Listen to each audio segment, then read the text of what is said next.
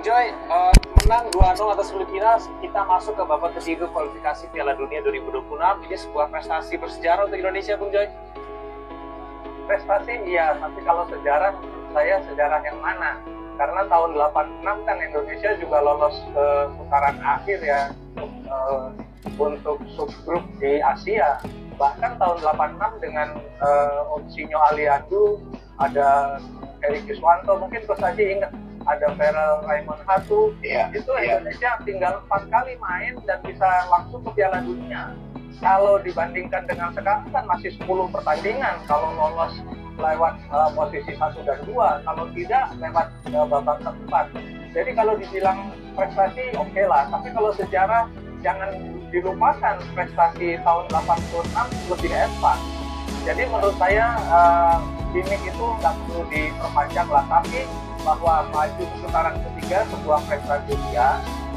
Anton Sanjoyo, seorang pengamat, ya komentator sepak bola, cukup sebagai inilah public figure ya, karena ya selalu dimintai pengamatannya, menganggap bahwa ditanya pasca pertandingan lawan kemarin Vietnam setelah Indonesia memastikan lolos itu,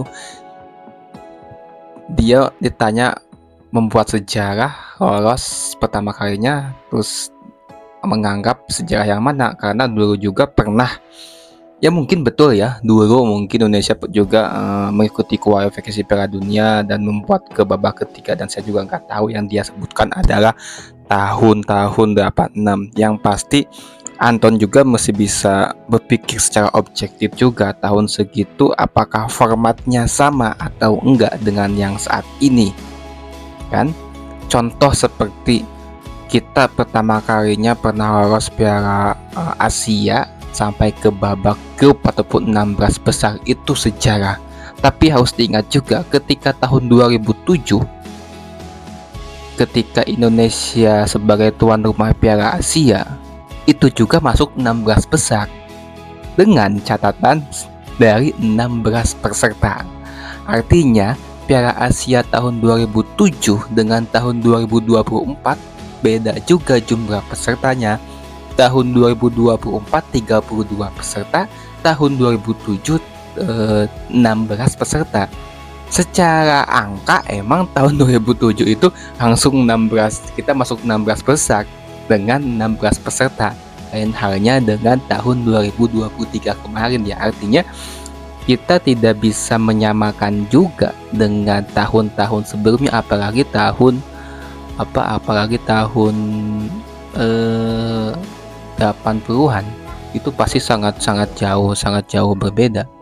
Mungkin tahun 80-an katanya Indonesia itu pernah juga hampir masuk Olimpiade dengan catatan bahwa katanya ya banyak peserta yang enggak, jumlah pesertanya juga beda dari saat ini, karena ya itulah teman-teman semua, susah untuk berpikir objektif sebagai pengamat ataupun komentator.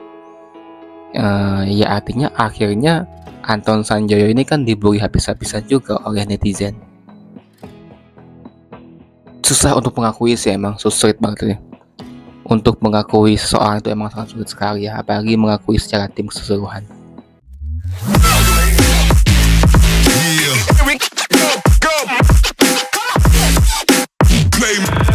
Terima kasih sudah klik video ini. Tapi jangan lupa guys, klik tombol subscribe, karena subscribe itu gratis. Dengan subscribe kamu support channel ini terus untuk upload hampir setiap hari. Ingat, subscribe itu gratis. Gak ada ruginya kamu klik tombol subscribe guys. Selamat menonton, enjoy. Assalamualaikum teman-teman semua, selalu diberikan kesehatan dan kelancaran rezeki. Kembali lagi kita berdiskusi mengenai sepak bola timnas. Kita berdiskusi mereaction hal-hal yang menarik untuk kita diskusikan. Dan jangan lupa selamat Idul Adha, karena hari ini kita merayakan Idul Adha ya teman-teman semua. Kita langsung apa yang menarik untuk kita diskusikan. Kan sana masuk Piala Dunia, ini pun mesti masuk Piala Dunia. Sekarang kita impor pelatihnya gitu kan. Maju sekarang. Itu cuma satu kalimat, cuma satu ayat di Quran, inna ma'al usri pasti bisa. Coba bawa di dunia olahraga pasti bisa. Ya, kalau bawa atlet ini bisa, nggak ada yang nggak bisa. Bisa, nah, katakan itu. Waduh, tapi ini lawannya, katakan tidak ada yang tidak mungkin. Bisa aja dulu gitu. Perkara nanti melawannya bagaimana itu ikhtiar. Bisa aja dulu. Ya. Lakukan dulu tugas, sempurnakan. Misi, selesaikan. Ya. Yang pertama dilakukan itu tanamkan pada diri kita, ini bisa. Nggak ada yang nggak bisa. Tuh. Sekeras apa ya, orang alim ya ataupun pendakwah, Ustadz Hadi Hidayat mengatakan luar biasa ya berarti kita STY ini kan omongan dari seorang yang kita rasa ini orang yang benar-benar paham tentang agama jauh lebih baik daripada kita ya. Hanya kok apalagi komentator lainnya gitu mengatakan memang kita impor pelatih dari Korea itu mampu bersaing ya. Jadi ya bisa dulu aja, perkara nanti di babak ketiga kita akan dihancurkan oleh tim-tim lain, ya kita selesaikan dulu aja misi 10 pertandingan dan kita akan lihat seperti apa yang akan dilakukan oleh timnas kita. Yakin ini sih yang ngomong Ustadz ya teman-teman semua. Maksud saya, sekarang kita bandingkan dengan timnas Indonesia U20 yang sekarang lagi diturun. Ya, saya bukan ingin menjudge. Ya, hasil akhir itu bukan prioritas. Seperti yang tadi saya katakan, kalah menang itu beda. Cara bermain, how we play, how the players play, and how the players mindset terhadap tim lawan. Nah, ini yang sekarang bisa kita lihat perbedaannya di sini saja. Ya, kita bukan membandingkan. Saya tidak membandingkan. Memang timnas U20 kita yang sekarang masih baru. Sintayong juga dulu masih baru. Timnas U20-nya. Ada juga pemain-pemain trial yang diambil, yang pemain keturunan yang akhirnya gak jadi. Tapi secara permainan, we can see a game plan. Nah, itulah baru pelatih yang memang istilahnya tuh kaya taktik. Dia punya pemahaman tentang taktik. Ya kan? Tapi kembali lagi kepada para pemain. Jangan banyak melakukan kesalahan. Iya ya teman-teman semua. Timnas U20 saat ini kan dipegang oleh Indra Sapri, kemarin main di Toron Cup ya. Ya hancur-hancuran juga sih, secara angka kita selalu dibantai, selalu kebobolan. Kalah sama Jepang, terus Ukraina, Panama, terus tapi jarang banget saat ini media mengangkat hal itu. Apalagi mungkin seperti Bung Toel, Anton Sanjoyo. Bung Toel mungkin jarang sekali mengangkat hasil pertandingan dari Indra Sapri. Apa mungkin karena pelatihnya adalah pelatih lokal? Ya kita lihat aja seperti apa nanti Indra Sapri dengan timnya tim sekuatnya. Padahal Indra Sapri pun juga memakai pemain-pemain diaspora yang baru saja dinaturalisasi. Tapi jarang sekali tuh Bung Toel mengangkat mengomentari hasil pertandingan dari Indra Sapri.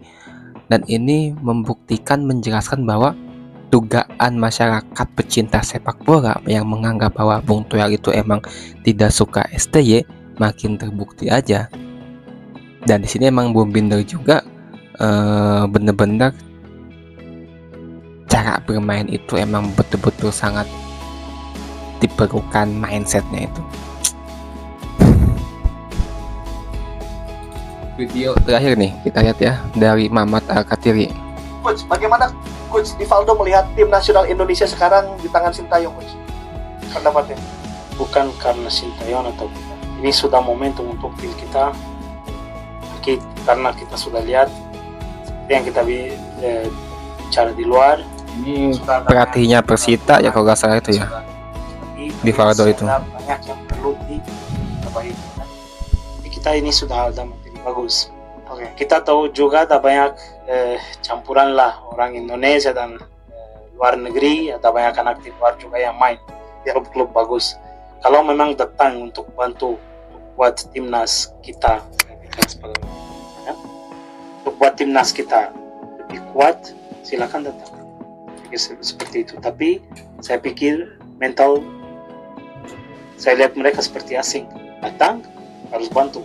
Oke, harus memang seperti itu. Tapi kalau saya lihat sekarang sudah mulai stabil karena ada positif, berarti mental sudah lebih bagus, sudah mulai lebih stabil, ya. Tapi masih ada banyak yang perlu. Saya di sebelah kompetitor saya bilang timnas perlu dalam 3 atau 5 bulan untuk jadi fight in the top. Tapi semua klub harus ada grassroots, lapangan untuk yang pelatih yang ngerti apa yang terus fasilitas semua untuk, karena sepak bola bisnis yang kasih lebih uang ke sepak bola memang dijual pemain. Banyak miliaran kita lihat setiap tahun, kita lihat itu. Berarti maka kita tidak mulai proyek seperti itu. Sudah ada beberapa yang Bali ada, Persija ada, lebih. Tapi saya kira kalau semua mulai seperti sepak bola bakal maju. Ya.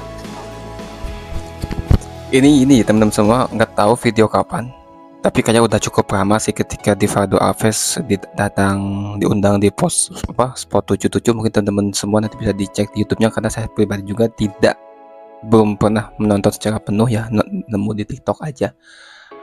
Di sini emang Rivaldo Alves emang dimintai pendapatnya mengenai timnas, dan Rivaldo Alves emang menganggap kondisi timnas saat ini emang sangat luar biasa secara mental, karena emang ada dalam arti ada campur tangannya ataupun ada akibat efek bola salju dari datangnya para pemain diaspora yang membawa ilmu mental yang mereka dapat di klub luar negeri yang sudah kita ketahui sangat luar biasa bawa ke Indonesia, dan itu menular.